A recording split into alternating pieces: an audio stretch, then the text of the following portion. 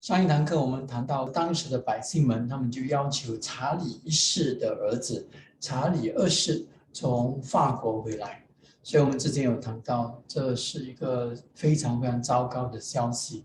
因为他不仅仅再次把天主教的理念带回来了，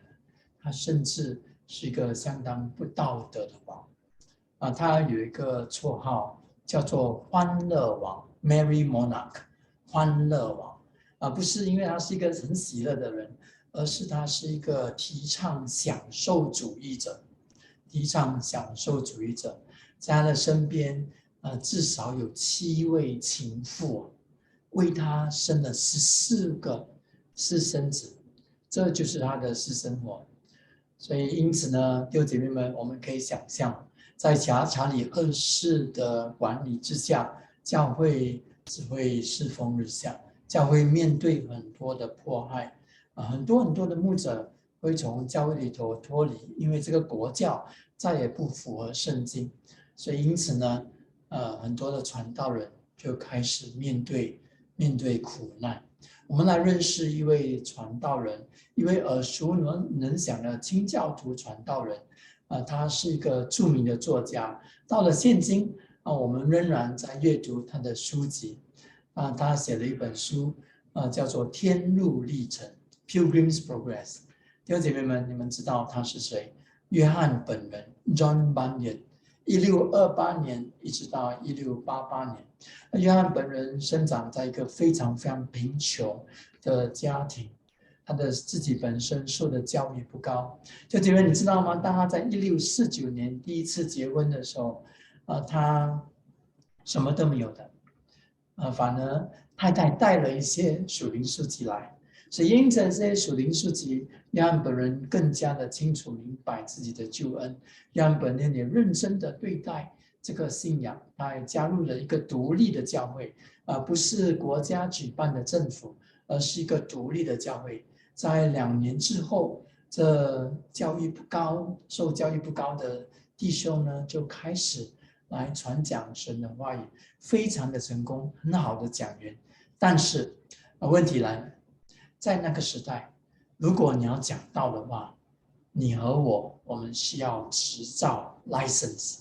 新加坡我们开车需要执照，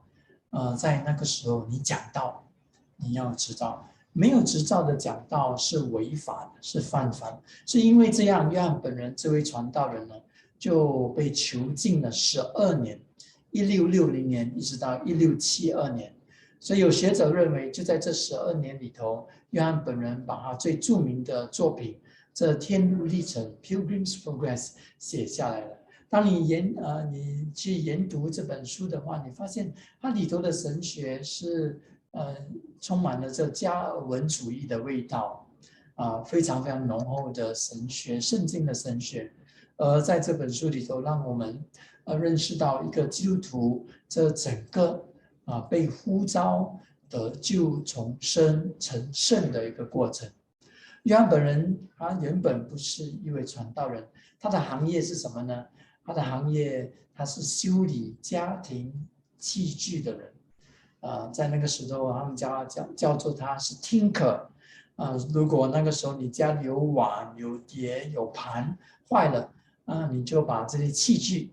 交给这样一个修理员修理家，他来帮你把这些器具修理好。所以其实他们是非常贫穷的。他结婚10年后，他的太太生病回天家了，所以当时呢就留下了4个幼小的孩子。在那个时候，他太太离世了，回天家了，有4个小朋友。不过1年过后，他要被捕了。所以在那个时候，太太离世过后，有4个小朋友，约翰本人就重婚了。他第2个太太的名字叫做伊丽莎白本人。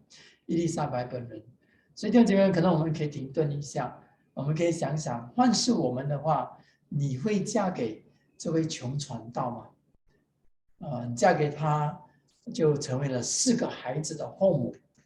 而其中一个孩子本身呢是瞎眼的，是看不见的。不但如此，1年过后，你的先生要因着因着传道的缘故再次坐牢。弟兄姐妹们，你知道当这约翰本人被捕的时候，这伊丽莎白本人呢，她怀着肚子里头的孩子当她的先生被捕，那个压力导致她流产。但是这位伊丽莎白姐妹呢，是一位非常刚强的女子，非常刚强的女子。当约翰本人被捕过后的1年，她单枪匹马的去到伦敦的法庭申诉。在那时候有法官盘问他，他说：“约翰本人可不可以愿意不愿意停止讲道？”伊丽莎白回复说：“他能说话的那一天，他必须讲道。”啊，你看这位姐妹多么的勇敢，多么的坚定不移。那法官就回复伊丽莎白说：“那没什么好谈的。”伊丽莎白就请求这法官：“求你释放他吧，因为释放他的原因是我有4个幼小的孩子，其中一位孩子呢，他本身是瞎眼的，我们真的一无所有，求你释放他吧。”所以另外一位法官就反驳：“